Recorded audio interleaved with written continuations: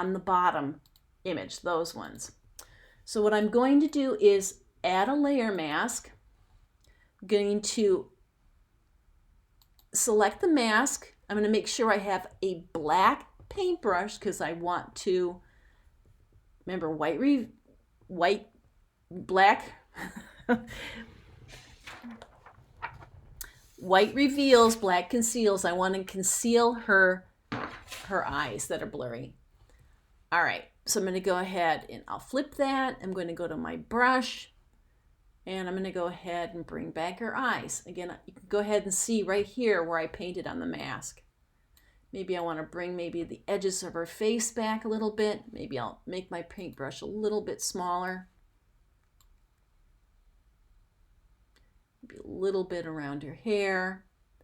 And I've actually softened. Maybe I want to bring back her lips as well.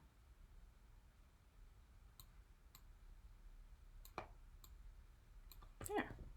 So it goes from here to here.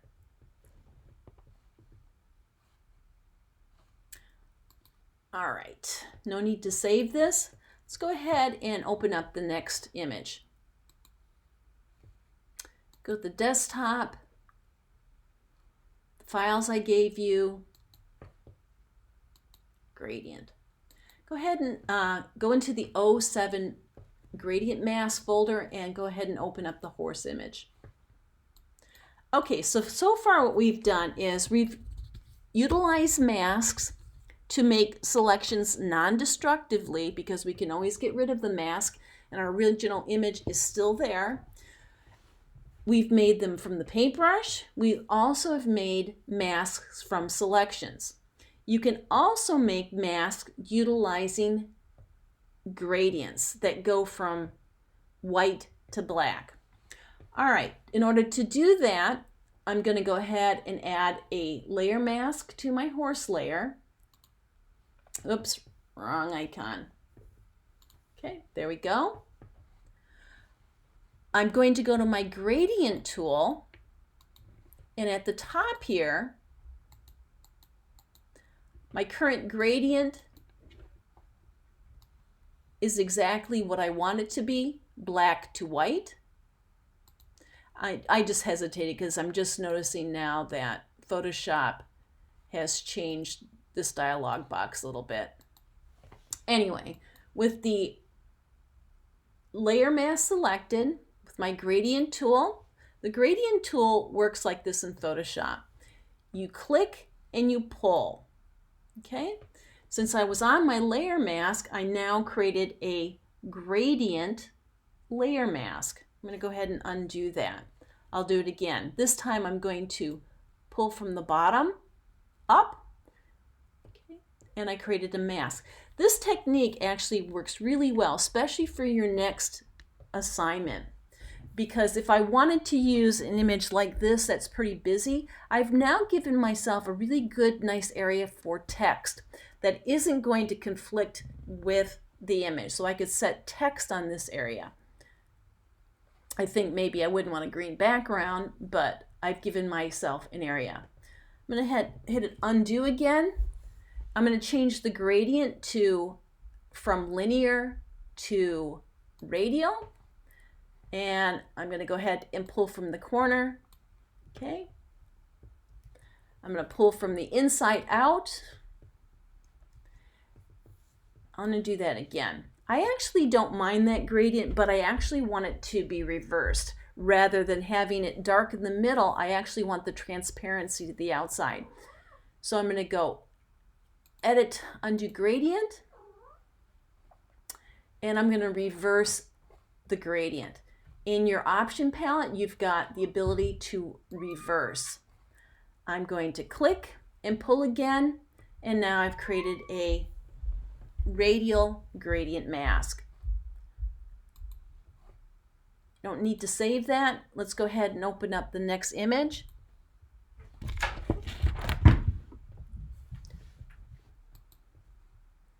Go into your folder. Okay. In the next folder, there are two images. There's a dramatic sky and there's the Statue of Liberty. what we're going to do is we're going to create kind of a cheesy, cliche postcard that you might be able to pick up in New York City. We're going to replace the Statue of Liberty's background with the dramatic waves of grain image. Go ahead and open up both images.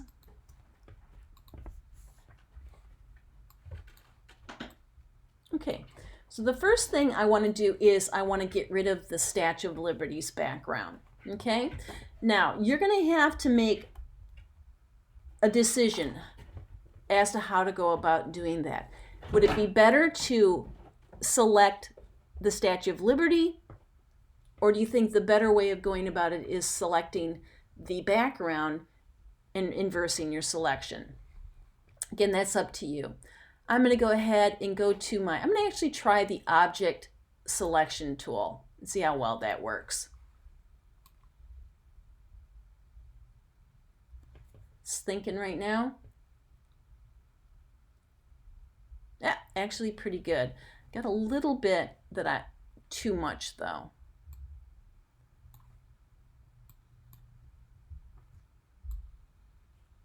Okay, I just switched over to my quick selection tool. Didn't actually quite get these either. I'm going to lower the size of my grabs. I actually got too much there. Okay, that's pretty good. Now, I want to mask out the blue sky. So I'm going to go ahead and click on the mask icon again. Okay, and perfect. Now, if you selected the sky to begin with, okay, all you have to do is inverse your selection. Okay, it's not a big deal just to inverse the selection, but in this case, this was the right selection to make. Now, what I want to do is I want to bring the dramatic sky into my first file. So I'm going to go ahead and create a selection around the whole image. I'm going to copy those pixels, flip back to the Statue of Liberty and go Edit, Paste. Okay. I'm going to bring this layer to the bottom of my layer palette by selecting and pulling, and I'm going to go ahead and scale it up.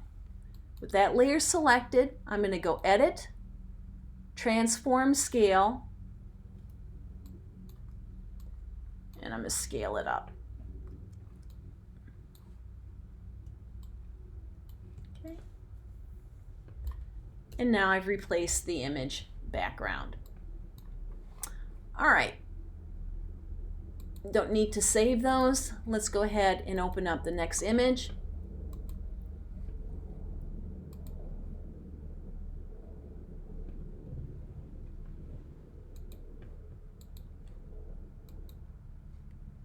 All right, we're going to do something similar but in a different way. Go ahead and open up the next two images in the 09 Paste Into window. I'm sorry, the window and the city.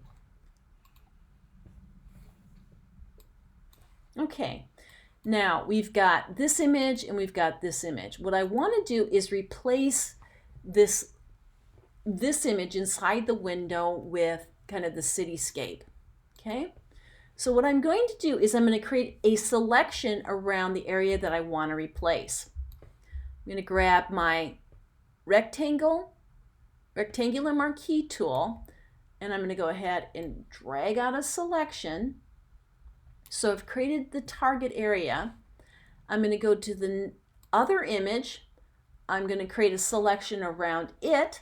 I'm going to copy those pixels, Edit, Copy, flip back to this tab, and then I'm going to go Edit, Paste Special, Paste Into. And if you notice, it created a layer mask. Okay, let's go ahead and move on. Let's go ahead and open, navigate to the desktop.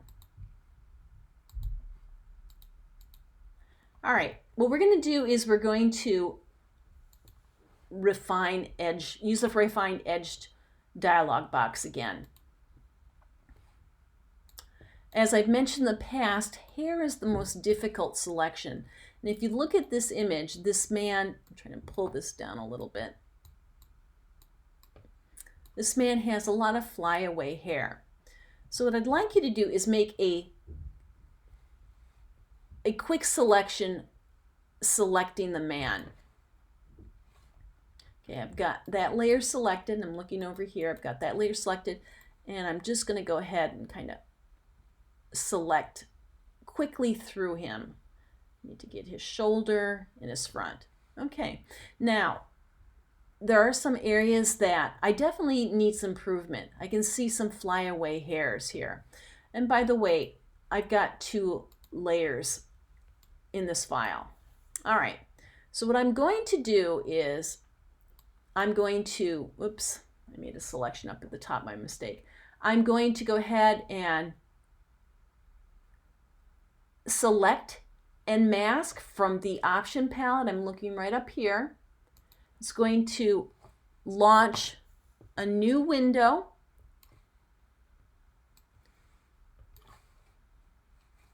Give me 1 second. I've got 2 monitors going. It opened in the other monitor. All right. In this window, don't forget you've got different views. You've got onion skinning, which allows you to see the background image based on the selection that you've already created. You've got marching ants, which I don't think is particularly useless. I really like overlay. You can go ahead and explore these other ones as well, but I'm going to go back to overlay. Again, you can change the opacity up or down. I like it just to a degree where I can start seeing what I didn't catch in my selection. Now you want to grab the second tool. Again, the first tool is the quick selection tool. We've actually already done that. The refine edge. It is for edges. It's based on a brush size, and I'm looking at my brush right now. I could use a bigger size. So I'm going to increase the brush size, and then I'm going to go around his hair and pick up these flyaway and go into the hair as well, because this brush compares transparent pixels or semi-transparent pixels. Down here. You wouldn't want to use this on hard selections, but rather it's for these softer selections. When you're happy with your selection, okay, I'm always missing my bottom. Okay, I'm going to hit the return key, but I believe you've got a select or some button at the bottom here. All right, it takes me out of that dialog box. I can go ahead and create a mask from that. Again, you would want to spend a lot more time on this, okay? You can see some areas that definitely could use some improvement, but it's much better tools than we've had in the past.